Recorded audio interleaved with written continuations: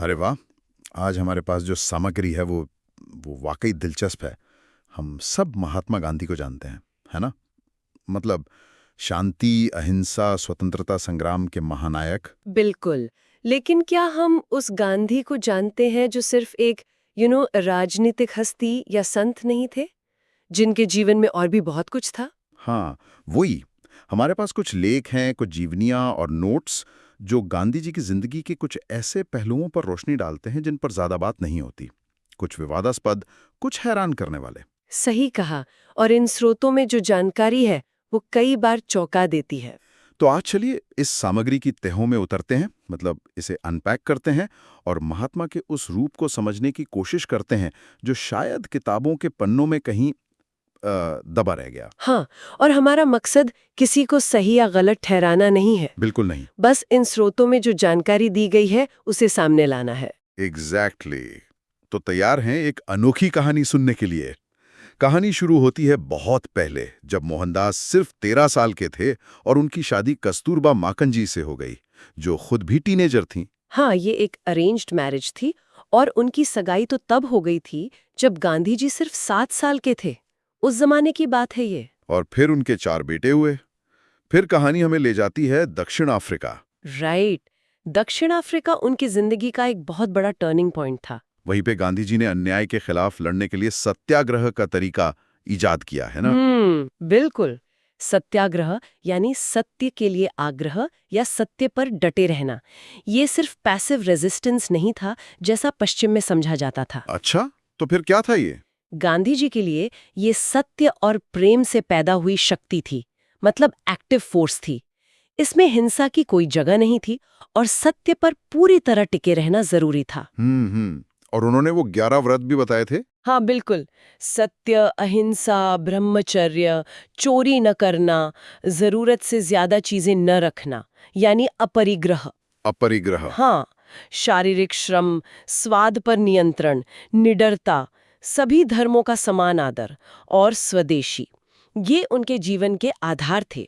और दक्षिण अफ्रीका में ही 1906 में गांधी जी ने आध्यात्मिकता, आत्म अनुशासन और जन सेवा के लिए ब्रह्मचर्य का व्रत लिया। हाँ, और कस्तूरबा उनकी पत्नी उनके साथ रहीं उनकी मृत्यु तक, जबकि गांधी जी ने ब्रह्मचर्य व्रत ले लिया था।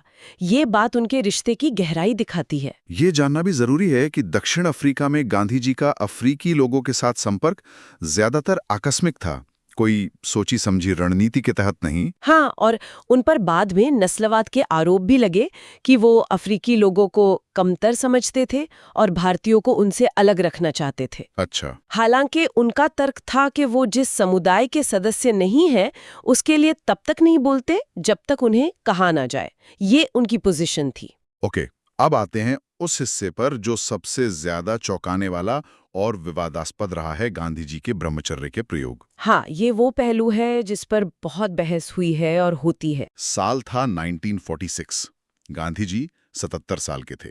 स्वतंत्रता मिलने ही वाली थी और इसी समय ये बात सामने आई कि वो अपनी पोती मनु गांधी और आभा जैसी युवा लड़कियों के साथ बिना कपड़ों के एक ही बिस्तर पर सोते थे। हाँ, ये बात सुनकर ही आज भी लोग चौंक जाते हैं। ये बात कई लोगों के लिए उस समय भी और आज भी बहुत अजीब और परेशान करने वाली है। आखिर इसके पीछे उनका तर्क क्या था? हाँ, ये समझना जरूरी है कि गांधी जी के लिए ब्रह्मचर्य का मतलब सिर्फ शारीरिक संबंध से दूरी नहीं था। वो इसे सभी इंद्रियों पर नियंत्रण मानते थे, मन, वचन और कर्म से। ओके। उनका कहना था कि ये प्रयोग उनकी ब्रह्मचर्य की परीक्षा थी, एक आध्यात्मिक यज्ञ।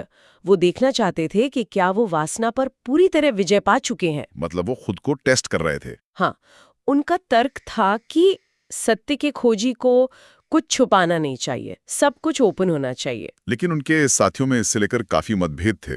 मतलब उनके करीबी लोग क्या सोचते थे? जबरदस्त मतभेद थे। जवाहरलाल नेहरू ने उनके विचारों को असामान्य और अप्राकृतिक कहा, एबनॉर्मल एंड अननेचुरल। नेहरू ने कहा था? हाँ, उनके स्टेनोग्राफर ने तो इस्तीफा दे दिया था इस बात पर। सरदार पटेल जैसे करीबी लोगों ने भी उन्हें रोकने की कोशिश की। तो विरोध काफी था। बहुत ज्यादा। और मनु गांधी की क्या राय थी? उनकी डायरी का जिक्र आता है। हाँ, मनु गांधी की डायरी से पता चलता है कि उन्होंने अपनी सहमति दी थी गांधी जी के प्रति पूरी श्रद्धा और विश्वास के कारण। वो उन्हें बापू के साथ साथ माँ जैसा मानती थीं। माँ जैसा? हाँ, लेकिन यहाँ कंसेंट का सवाल बहुत पेचीदा है। पावर डायनामिक्स थे। बाद में दूसरों की सलाह पर मनु ने अपनी सहमति वापस ले ली और गांधी जी ने प्रयोग बंद कर दिया। हाँ, ये उनका नजरिया था। उन्होंने शादीशुदा जोड़ों को भी ब्रह्मचर्य का पालन करने की सलाह दी, सिवाय संतान पैदा करने के लिए। नेहरू जैसे लोगों को लगता था कि गांधी जी सेक्स को लेकर ऑब्सेस्ड थे। हाँ, नेहरू को ऐसा लगता था। कुछ लोग उनके इन विचारों को उनकी जवानी की एक घटना से जोड़ते हैं, वो पिता की मृत्यु वाली घटना। हाँ, जब उनके पिता बीमार थे तब वो अपनी पत्नी के साथ थे। उसी दौरान पिता की मृत्यु हो गई, जिसका उन्हें गहरा सदमा लगा और उन्होंने इसे अपनी कामुक इच्छा का परिणाम माना। ये घटना जरूर महत्वपूर्ण थी, जैसा उन्होंने खुद अपनी आत्मकथा सत्य के प्रयोग में लिखा है। लेकिन क्या सिर्फ यही वजह थी? नहीं, सिर्फ ये वजह नहीं थी। उनके ब्रह्मचर्य की अवधारणा सिर्फ इस एक घटना तक सीमित नहीं थी। वो इसे सत्य और अहिंसा जितना ही महत्वपूर्ण मानते थे। उनके लिए ये स्पिरिचुअल डिसिप्लिन का हिस्सा था। अच्छा, यहाँ एक और पहलू है। कुछ का मानना है कि गांधी जी ने अपने अंदर स्त्रैण गुणों को विकसित कर लिया था। हाँ, ये भी एक व्याख्या है। उनके साथ महिलाएं बहुत सहज महसूस करती थीं। तो क्या मनु और आभा के लिए उनके साथ सोना वैसा ही था जैसा भारतीय महिलाएं अक्सर आपस में एक बिस्तर साझा करती हैं? मतलब नॉन सेक्सुअल इंटिमेसी? शायद ये भी एक इंटरप्रिटेशन है, लेकिन फिर भी इन प्रयोगों की जो प्रकृति थी वो बहुत अनयूजुअल थी और नैतिक सवाल तो खड़े करती हैं। बिल्कुल। अच्छा, गांधी जी की जिंदगी में कस्तूरबा का बहुत अहम रोल था। अक्सर उन्हें गांधी जी की छाया माना जाता है, लेकिन वो सिर्फ एक अनुयायी नहीं थी। कतई नहीं। Here's where it gets really interesting. उनके पोते अरुण गांधी लिखते हैं कि गांधी जी ने सत्याग्रह का सार अपनी पत्नी से ही सीखा था। बिल्कुल। कस्तूरबा ने गांधी जी के हर बड़े फैसले में उनका साथ दिया। 1906 में ब्रह्मचर्य अपनाने से लेकर ब्रिटिश राज के खिलाफ आंदोलनों तक। गांधी जी ने खुद माना कि कस्तूरबा के अटूट समर्थन के बिना वो शायद भटक जाते। तो शुरुआत में गांधी जी उन पर सख्त पाबंदियां लगाते थे। हाँ, शुरुआत में ऐसा था, लेकिन कस्तूरबा ने अपनी दृढ़ता बनाए रखी। वो गांधी जी के तेजी से बदलते व्यक्तित्व, एक बेचैन युवा से महात्मा तक और फिर ब्रह्मचारी तक के साथ खुद को ढालती रहीं। वो बहुत रेजिलिएंट थीं। कमला देवी चट्टोपाध्याय ने भी लिखा है कि कस्तूरबा और गांधी के बीच एक साधारण पति पत्नी जैसा गहरा रिश्ता था। हाँ, बिल्कुल। रात में वो गांधी जी के पैर दबाते हुए उनसे दिन भर की बातें करती थीं। वो गांधी जी के उद्देश्यों में विश्वास रखती थीं, पर हमेशा अपनी स्वतंत्र सोच बनाए रखती थीं। और आंदोलनों में भी सक्रिय रहीं। बहुत सक्रिय। चंपारण, बारडोली, दांडी मार्च, भारत छोड़ो आंदोलन, सब में उन्होंने सक्रिय हिस्सा लिया। भले ही गांधी जी ने उनकी सेहत की चिंता में उन्हें मना किया हो, वो जेल भी गईं। वाह। और नेहरू, गांधी और नेहरू का रिश्ता भी बड़ा अनोखा था। सोच, उम्र, पृष्ठभूमि सब कुछ अलग। हाँ, बिल्कुल अलग। नेहरू मार्क्सवाद और आधुनिक विज्ञान से प्रभावित थे। गांधी अपने चरखे और हिंद स्वराज के साथ। हिंद स्वराज यानी भारत के लिए एक अलग रास्ता, पश्चिम से अलग। हाँ, गांव आधारित आत्मनिर्भर स्वराज। उनके बीच गहरे वैचारिक मतभेद थे। नेहरू ने गांधी जी के असहयोग आंदोलन वापस लेने की तीखी आलोचना की थी, चौरी चौरा कांड के बाद। अच्छा, हिंदू स्वराज से भी नेहरू असहमत थे? हाँ, बिल्कुल असहमत थे। एक बार तो बहस इतनी बढ़ गई कि गांधी जी ने कहा, हमारे बीच मतभेद इतने विशाल और मौलिक लगते हैं कि कोई साझा जमीन नजर नहीं आती। इतनी बड़ी बात? हाँ, उन्होंने नेहरू से कहा कि अगर वो गलत है तो नेहरू का फर्ज है कि उनके खिलाफ खुली लड़ाई लड़ें। फिर नेहरू ने क्या किया? पीछे हट गए? हाँ, नेहरू पीछे हटे। उन्होंने लिखा, क्या मैं राजनीति में आपका बच्चा नहीं हूँ, भले ही एक बिगड़ा हुआ बच्चा। ओहो, ये तो काफी इमोशनल बात है। हाँ, इस गहरे बंधन और आपसी सम्मान ने उन्हें जोड़े रखा। गांधी जी ने नेहरू को अपना राजनीतिक उत्तराधिकारी घोषित किया। वो जानते थे कि नेहरू की जरूरत है। तो दोनों ने एक दूसरे को साधा, नियंत्रित किया और मिलकर आजादी की लड़ाई और भारत के भविष्य का खाका तैयार किया। बिल्कुल, एक दूसरे के पूरक थे वो कई मायनों में। चलिए, अब उनकी विरासत और आलोचनाओं पर आते हैं। गांधी जी को कई बार नोबेल शांति पुरस्कार के लिए नॉमिनेट किया गया, 5 बार। हाँ, 1937, 1938, 1939, 1947 और 1948 में भी, जिस साल उनकी हत्या हुई। लेकिन उन्हें कभी ये पुरस्कार मिला नहीं। क्यों?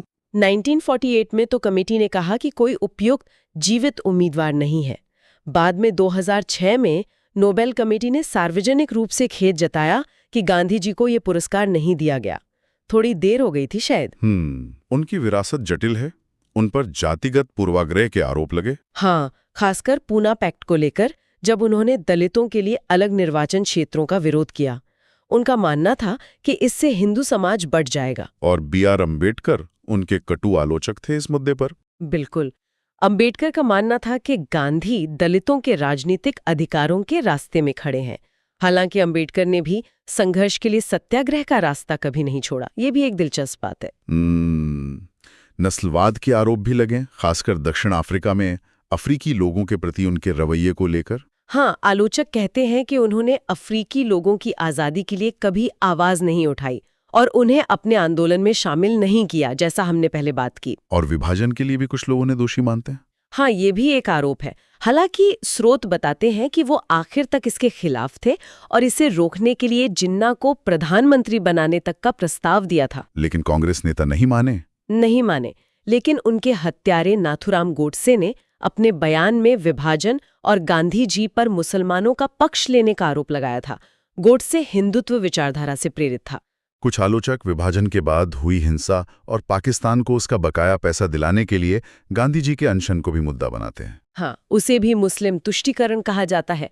तो ये सब उनकी विरासत के जटिल हिस्से हैं। तो मतलब साफ है कि गांधी सिर्फ एक श्वेतश्याम तस्वीर नहीं है। उनकी कहानी में कई रंग हैं, कई परतें हैं। बिल्कुल। उनकी आत्मकथा का नाम भी है सत्य के प्रयोग, और ये प्रयोग सिर्फ राजनीति तक सीमित नहीं थे। हाँ, बल्कि उनके निजी जीवन, उनके विश्वासों और उनकी खुद की समझ तक फैले हुए थे। बिल्कुल। तो ये थी गांधी जी की कहानी के कुछ अनदेखे, अनसुने पहलुओं की एक झलक, जो हमें मिली इन स्रोतों से। एक ऐसी हस्ती जिनके जीवन में महानता के साथ साथ गहरे विरोधाभास और विवाद भी जुड़े रहे हैं। ये चर्चा हमें दिखाती है कि इतिहास और ऐतिहासिक हस्तियों को सिर्फ नायक या खलनायक के खांचे में देखना काफी नहीं है। जटिलताओं को समझना, सवालों को उठाना और अलग-अलग नजरियों को जानना जरूरी है। बिल्कुल। So what does this all mean? शायद यही कि महात्मा भी इंसान होते हैं, अपनी कमजोरियों और ताकतों के साथ। हाँ, अपनी सीमाओं और अपनी प्रयोग धर्मिता के साथ। उनके प्रयोग हमेशा सवालों से परे नहीं रहे। और अब हम ये सवाल श्रोताओं के लिए छोड़ते हैं